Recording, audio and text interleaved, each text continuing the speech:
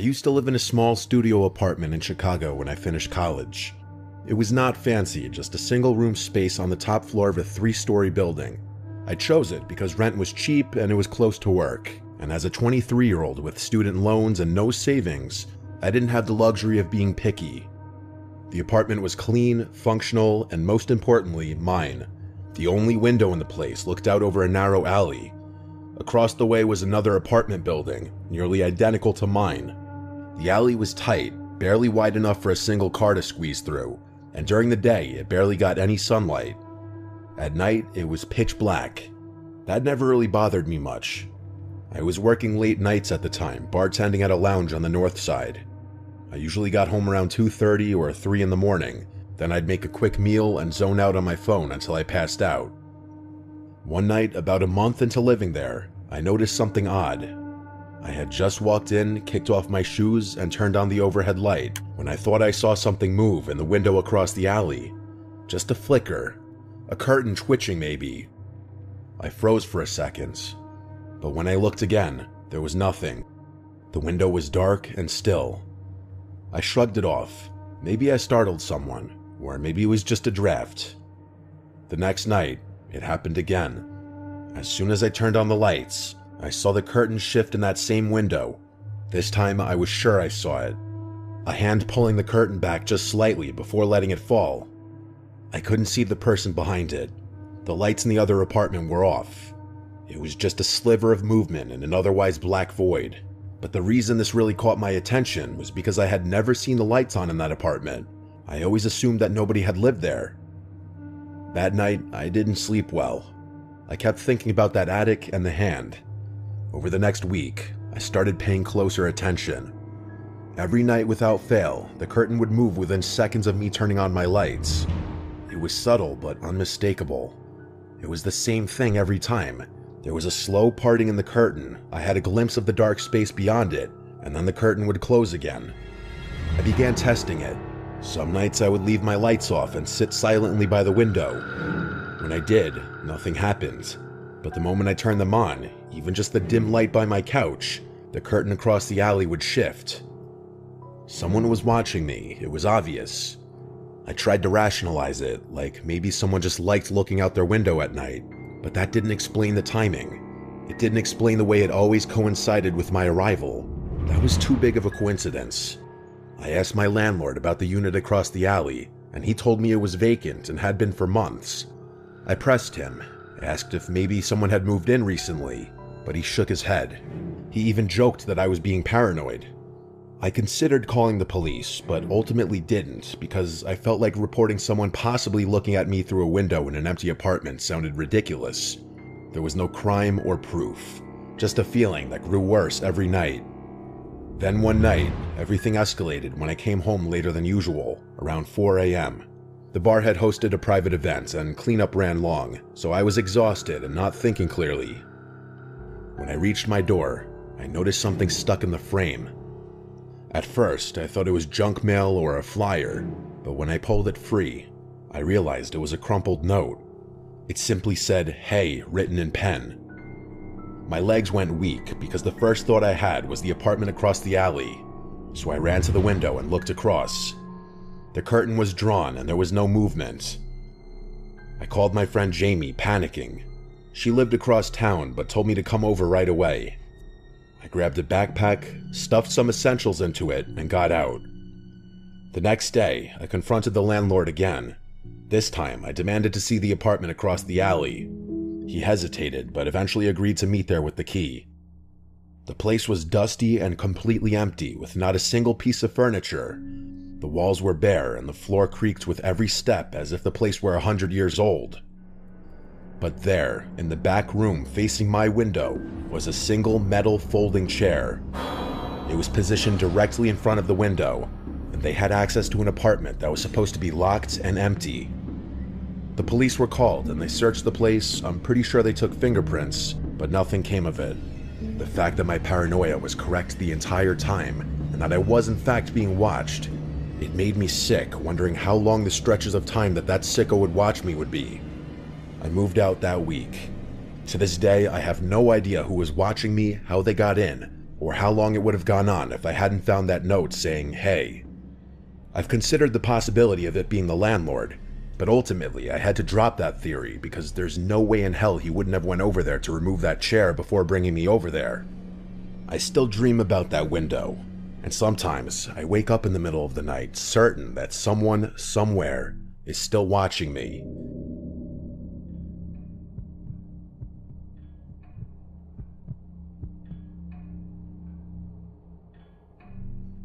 When I was 12, my family moved to a rural area in Oregon, miles from the nearest town.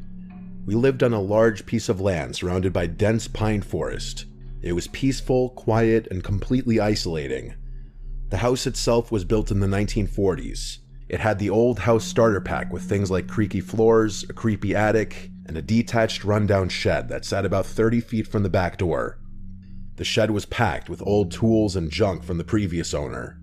My dad always meant to clean it out, but he never did. For the most part, we stayed away from it. I remember the first time I noticed something strange. It was a weeknight, close to midnight. I was up reading with the flashlight under the covers when I heard our dog, Max, barking uncontrollably. Max was a golden retriever, super friendly but alert. When he barked like that, it meant something was wrong. I crept out of bed and peeked out the window. He was facing the shed, barking into the darkness.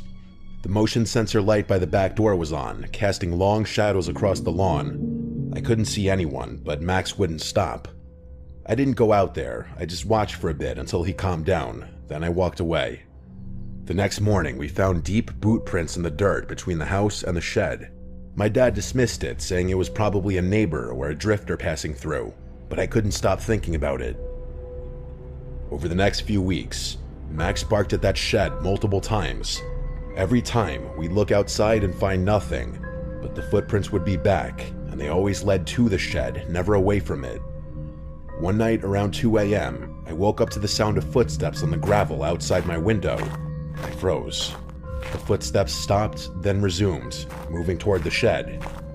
I peeked through the blinds, and the light by the back door flicked on, and for just a second, I saw him. A tall man standing beside the shed door. He was wearing what looked like a dirty gray coat. His face was obscured by shadows, and then the light went out. My heart pounded in my chest as I backed away from the window. I woke my parents. My dad grabbed his rifle and went outside, but the man was gone. The footprints were fresh though, right up to the shed. This time, my dad decided to check inside. He unlocked the padlock and pulled the doors open, but all there were just rusty tools and old tarps. He added a new lock and reinforced the doors. For a while, things were quiet. Then, a month later, Max went missing. We searched everywhere, through the woods, up and down the road, even asked neighbors. He was gone. I was completely heartbroken. I held out hope that he'd return and he just got lost in the woods. That night, I couldn't sleep at all. I kept thinking about the shed and Max, about the man I'd seen. Around 3 a.m., I heard the back door creak. I got out of bed and tiptoed into the hallway. My dad was already up, holding his rifle. We moved to the back door, just in time to see the motion light flicker on. There, standing by the shed, was the man again. Only this time, he was holding something. In one hand, a knife. In the other, Max's collar. When I saw this, I felt like my life was half sucked out of my body. Like this horrible weightlessness in which I almost felt like I was going to fall down. My dad shouted and raised the rifle, but the man turned and ran into the woods. We called the police, and they searched the area but found no trace of him. What they did find inside the shed made me sick. The floor had been cleared. In the dirt, someone had carved symbols, crude, disturbing images. In the corner was a pile of bones, animal bones, hopefully. It got worse. Behind a false panel in the shed wall, the officers found a backpack filled with items that weren't ours. Wallets, watches, and a few pieces of worn clothing. Things that must have belonged to someone. Multiple someones. The strangest thing was a notebook. Pages and pages of strange symbols, incoherent rambling and jagged handwriting, and crude drawings of houses, families, and eyes. I believe that this was some kind of message to us, saying he was watching us like he's watched other families. The police took all the items that were found. That night, while packing to leave, I looked out my window one last time to the shed. The police tape fluttered in the breeze, and all was quiet, but just beyond it, maybe 10 feet into the tree line, I saw a person's face, but the moment I blinked, it was gone. I screamed my dad's name in a desperate panic, yelling, "He's back!" My dad stormed into the room and looked out the window, asking where he was. I pointed straight at the shed and saw he was to the left, right by the woods. He ran to grab his rifle again, and this time he ran outside and screamed like a maniac while firing around. You can't imagine the anger and frustration of having to be chased out of your own home by a crazy, dangerous person who likely killed your dog. My dad was letting his frustration out in that moment. I know my dad wanted to kill that man. We moved out days later to a much less remote part of Oregon.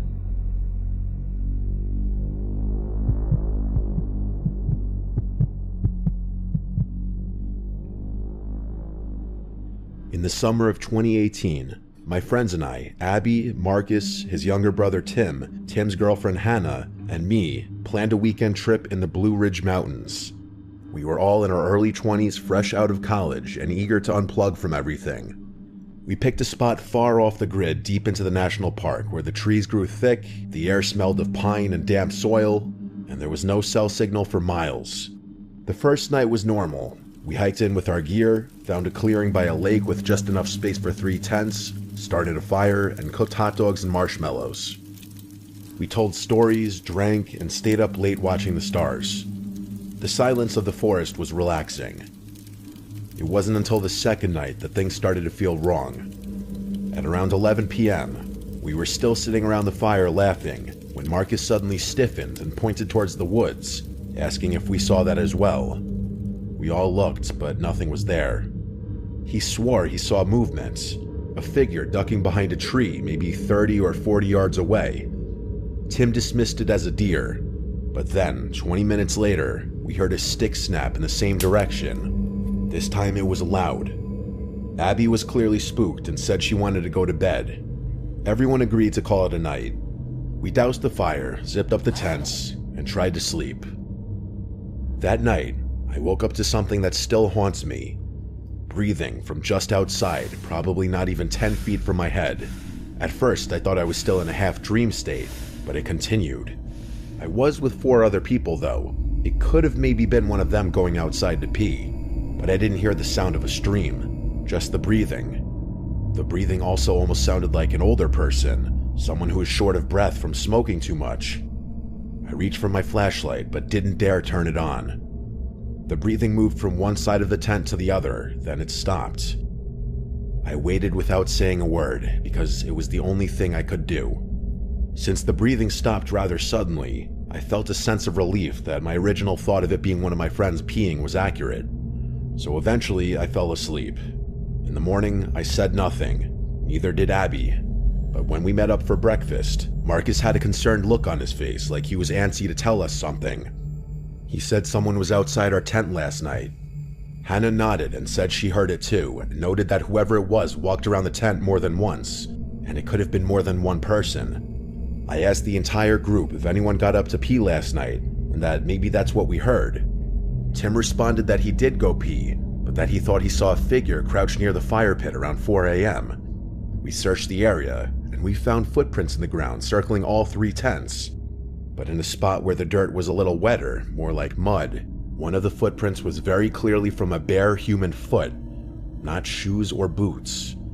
This made the whole thing even stranger. They led into the woods and vanished. We tried to joke about it, saying maybe it was a crazy hiker or prankster, but it didn't feel like a joke. That night, we stayed up later, talking nervously around a much bigger fire. We kept our flashlights close. Around 2 a.m., we heard that awful sound of the crunching of leaves in the distance, but this time there was a voice. It was a low voice, too quiet to understand, but definitely human. Marcus snapped on his flashlight, and for a split second, we saw who it was. It was a man, fully naked, crouched behind one of the trees nearby. He scrambled back into the trees like an animal that just got exposed. All of us were completely shook. We were too scared to even break off to go into our tents. Staying out in the open with all 5 of us together just felt safer. Hannah suggested packing up and leaving, but Marcus and I said that was a horrible idea. Packing up camp this late and finding our way back to the car would not only be extremely difficult, but also extremely terrifying, worrying that that man was behind us, following us. That night was the worst night yet, and maybe one of the worst nights of my life. I didn't get a single second of sleep. I was wide awake, and perhaps that may have saved me or my belongings at the very least. However many hours had passed before I heard the distant sound of a stick snapping or a leaf crunching. I said out loud, "Please let it be a fucking deer," under my breath. A few moments of silence passed before a voice from out in the woods said, "I see you guys." It was not any of my friends. I didn't know if any of my friends were awake and also heard it, but I heard none of them react, so I guess I was too scared to be the only one reacting. What happened next, I never would have expected though. I heard my tent shift ever so slightly, which caused me to shoot up and look at the tent zipper, and it started to slowly move down. I started to scream at the top of my lungs, causing my friends to also start screaming. Whoever was on the other side of my tent took off, I presume, but I can't know for sure. All I know is all of us yelled at each other to communicate through the tents. I zipped the zipper back up fully, and I didn't hear breathing or footsteps again that night. I didn't fall asleep. I watched as the morning sun slowly started lighting up the place. At dawn, we packed everything and left. On the hike back to the car, the tension didn't leave us. At the ranger station, we told them everything. The ranger listened carefully, then said they've had reports. A man, maybe more than one, living out there. Some said they steal things, and others said worse. I don't know what worse meant, we didn't ask. We laughed it off in the car, but it didn't really feel funny to me.